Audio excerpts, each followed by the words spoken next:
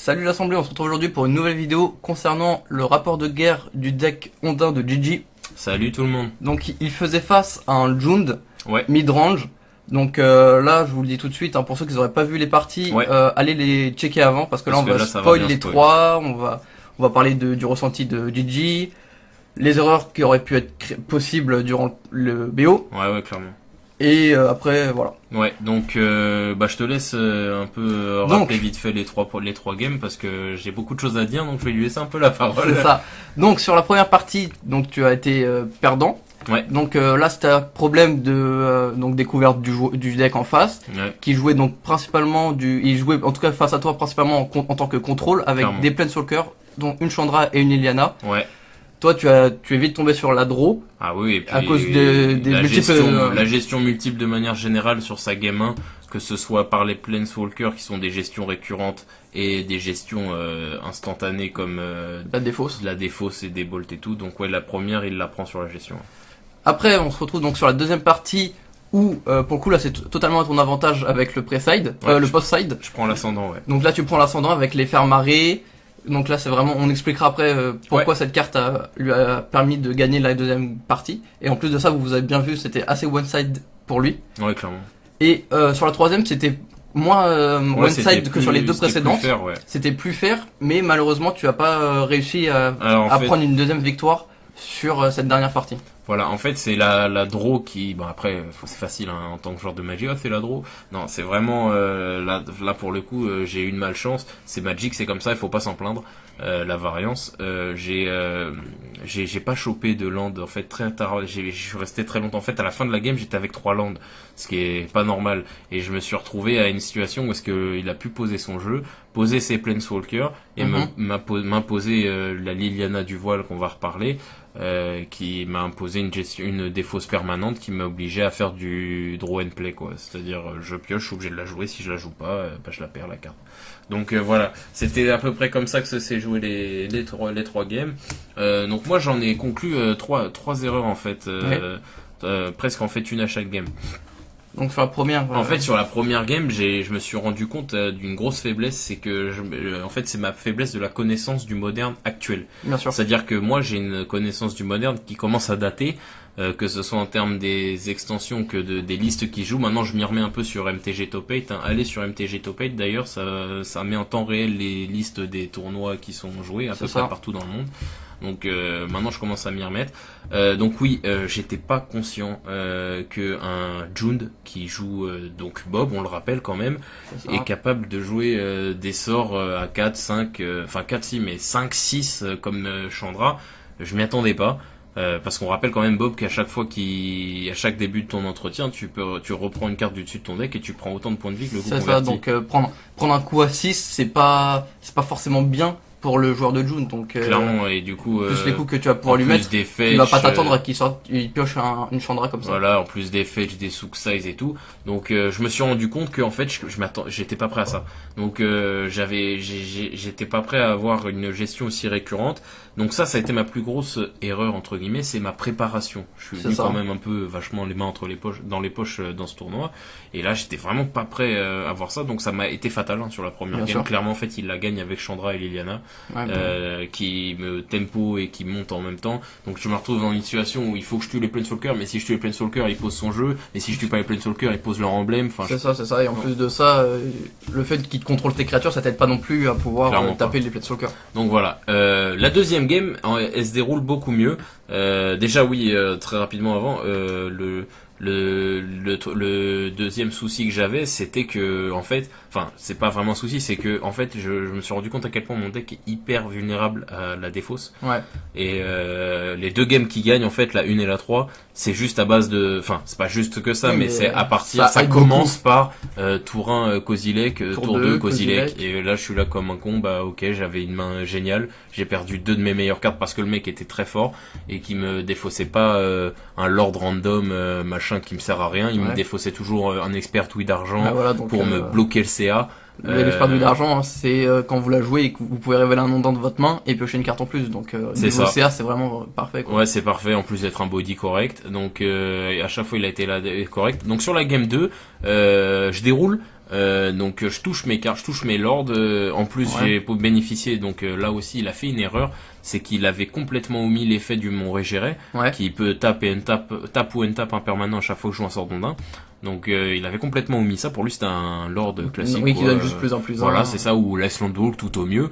Et du coup c'est une inadvertance de sa part qui m'a fait lui mettre les 5 ou 6 derniers points à la dernière game. Il croyait, à la dernière sauce, il croyait qu'il pouvait jump avec son Tarmo. Et je lui ai dit non, là, je joue un ondin et je le tape et salut, ciao, bye. C'est ça. Et donc voilà. Et sur la troisième game, donc là c'était plus ferme, mais malheureusement là où je te contredis, c'est que il m'a gagné sur le board. C'est-à-dire que sur le board, il avait un board plus puissant que le mien, tout simplement. C'est-à-dire qu'il est arrivé avec le maître loup, des Tarmogoyf boostés aux hormones, et moi 4 cartes dans ces voilà, c'est ça. Et moi j'étais avec des 3-3 au mieux. Voilà, c'est ça. En fait, j'ai eu des problèmes de pioche là-dessus, mais c'est pas un problème parce qu'en fait, je me suis rendu compte, donc l'une de mes autres erreurs aussi, ça a été en fait que ma liste à moi non plus est pas à jour. Et typiquement quand je jouais, j'ai entendu un joueur qui regardait derrière moi dire, quand je pose la souveraine non digne, je l'entends dire celle-là faut pas la jouer, mais parce que souveraine non digne il y a 2 ans c'était OP. C'est ça. Et maintenant avec les nouveaux ondins Kira et tout, avant personne jouait Kira, maintenant il faut le rajouter. Kira, ça aurait vraiment été utile dans cette game. Bon, on rappelle, Kira, quand vous le jouez, ça fait que n'importe lesquelles de vos créatures sur le terrain peut bloquer un sort, il le contrera le premier sort qui se le prend. Voilà. Donc c'est vraiment parfait. En plus vous n'avez rien de payé en plus, lui il le contre. Donc franchement, en plus c'est une protection par créature, c'est pas une seule protection sur tout le board. Donc en fait c'est une défense talismanique unique par tour. Sur toutes tes bêtes. C'est ça, donc c'est juste vraiment vous contrôlez genre le premier blast, ça lui fait cracher du mana pour rien, donc c'est vraiment parfait quoi. Voilà. Le point sur le metagame. Donc là c'est donc un Jund comme on le disait mid-range. Ouais. Donc on pourrait en tout cas moi j'ai prêté allusion au fait que on dirait un peu un contrôle, mais ça c'est plus de la manière de comment est joué en face de toi. Ouais, voilà, c'est ça, c'est la posture qu'il a voulu décider de prendre contre Ondin.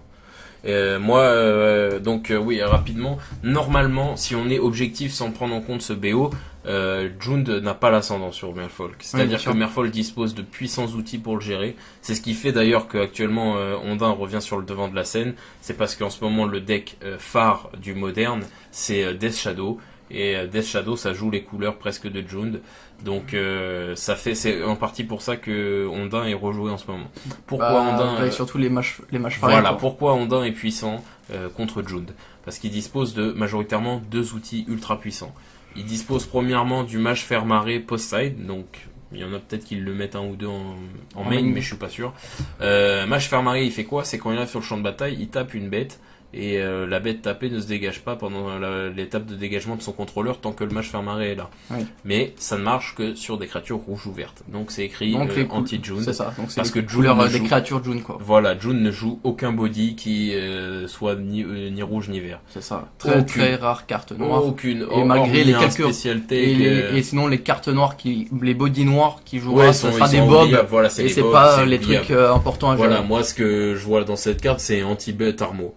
Donc Tarmo et le loup et le maître loup. Le mage Fermaré, très puissante carte. En fait, c'est les ajouts des dernières extensions qui ont fait de Merfolk un deck très puissant, parce qu'ils ont aussi Atheros.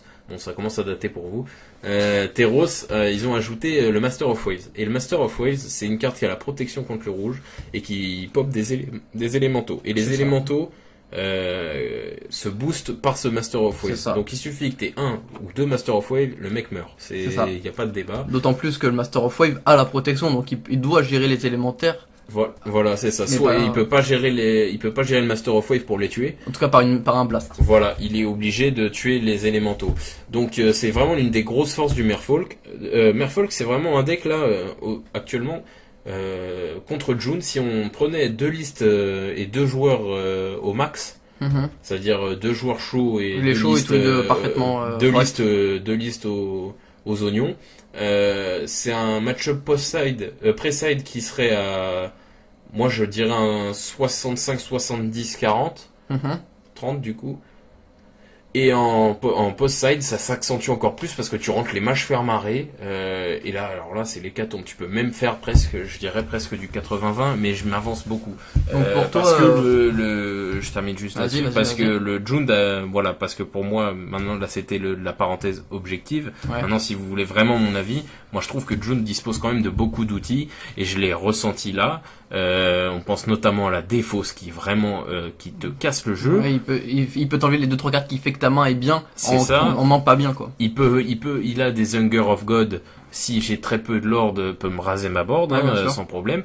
Il a Damnation, il a des outils. Donc pour moi, si je devais vraiment être objectif, moi je dirais que Jund versus Ondin, c'est faire avec léger avantage pour Merfolk, que ce soit avant ou après le side. Ça c'est indéniable, on est d'accord. Mais pour moi, il n'est pas aussi creusé que ce que j'entends. Donc voilà, le Jund indétrônable de son statut de deck top tier depuis le début du format. Donc pour toi, tu penses qu'à liste égale, le Ondin peut prendre 2-0 sur le Jund. Ah oui, pour moi oui, sur une bonne. Bah après c'est Magic, hein, des fois ça peut être totalement l'inverse. Bien sûr. Mais de manière générale, un Ondin ne perdra pas contre Jund. Maintenant. Après bien sûr, hein, il y a les aléas du Magic. Voilà, les aléas de Magic et l'expérience des joueurs qui rentrent en compte très clairement.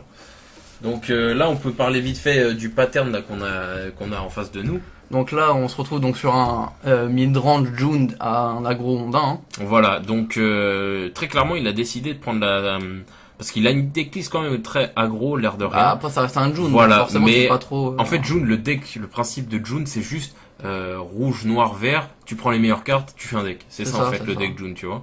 Et le deck, je dirais que là, il a décidé de choisir la posture défensive, en fait. C'est-à-dire qu'il a décidé d'être le tempo contrôle du match-up. C'est ça. Alors qu'il aurait pu la jouer frontale, c'est son choix. Ça a bien fonctionné. Il a réussi à me gagner, du coup. C'est un match-up, moi, je suis pas un joueur d'aggro de base. Justement parce que... T'aimes pas ne plus avoir de main. Voilà, le gros problème d'aggro pour moi... que ce soit, je joue pas Affinity non plus, mais voilà, c'est presque ça. Je trouve que, le problème, c'est une évidence ce que je veux dire, c'est que la main de départ est trop impactante sur toute ta game. Ouais, bien sûr. C'est-à-dire que toute ta main de départ constitue 70% de ce que tu vas faire dans cette game. T'es pas assez dépendant. Enfin, la pioche n'a pas autant d'impact sur tes chances de réussite que sur un autre deck. C'est ça. Et c'est vraiment ta first main. Si t'as une bonne first main, bah tu peux gagner, mais après en face si t'as de la défausse, forcément ça va t'impacter. Voilà, et là, tu vas te retrouver c'est donc pour ça que la défausse est go, très puissante contre aggro et donc notamment Ondin. C'est que ça me pilonne une main que je trouve bien. Il suffit que ma main soit pas très bien, qu'elle soit juste bien de base, pour qu'on m'enlève une ou deux cartes et ma main devient nulle. Et tu te retrouves quasiment que des landes ou des landes et des sorceries. Voilà. Et du coup, c'est l'un des gros problèmes quand on se retrouve. Je trouve en fait midrange, c'est l'alliage parfait en fait dans Magic. Tout ce qui est 8-Beer, tout ce qui est Celestia, tout ce qui est Bant et tout, c'est des decks moi je trouve vraiment parfaits, c'est-à-dire que c'est à la fois très puissant sur la cogne et ça s'essouffle pas. Donc ça s'essouffle moins. En plus, je sais pas si c'est la particularité de tous les Jund, mais ça se trouve lui il a une decklist qui permet de pouvoir jouer entre l'aggro et le mid control. Ouais, non, je pense que c'est juste le deck Jund 2.0, le deck Jund actuel. Est bien construit, c'est juste, il permet de s'adapter, il est polyvalent, il a toujours été polyvalent, mais là il lui permet de switcher de posture et de s'adapter. Quand un deck est ultra aggro en face de lui, il va opter une posture défensive, quand il a un deck contrôle en face, il va être en mode tapage. Donc voilà. Donc voilà, c'est tout ce que j'ai à dire à peu près sur ce pattern. Donc maintenant, voilà qu'on a vu un peu bien analyser les vidéos, les parties. Je vais demander donc à Gigi le ressenti qu'il a eu sur les parties, si c'est les erreurs qu'il aurait pu éviter de faire, ou qu'il pouvait tout simplement pas, bien sûr, comme pour Kira. Donc il va vous dire un peu le ressenti qu'il a eu face à, je vous rappelle qu'en face de lui c'était quand même un bon écumeur de tournoi. Voilà, donc en fait ça résume parfaitement ce que tu viens de dire, mon ressenti. En fait, je me suis senti psychologiquement inférieur pendant. Tu t'es senti un peu agressé entre guillemets. Il était par le mental. Il m'a brain control. Même sur la game où je gagne, franchement, je me sens en termes de de gameplay, je me sens en dessous. Je sais que je fais des erreurs et ça m'a beaucoup joué. C'est-à-dire que bah déjà il y a la pression du premier tournoi, Oui, même bien sûr. si je suis pas quelqu'un qui stresse beaucoup. Ça m'a quand même, voilà, c'est le premier tournoi. Le mec il arrive, il me dit, oh moi c'est loin d'être mon premier, ce sera loin d'être mon dernier. Bon, je suis arrivé, je me dis bon, lui il est fort. Ouais, En c'est plus ça. il joue June, un deck que je connais réputé fort. Donc je me dis bon, ça va être compliqué. Donc en fait c'est cette ascendant psychologique, si je puis dire, qui m'a fait défaut. Ouais, bien sûr.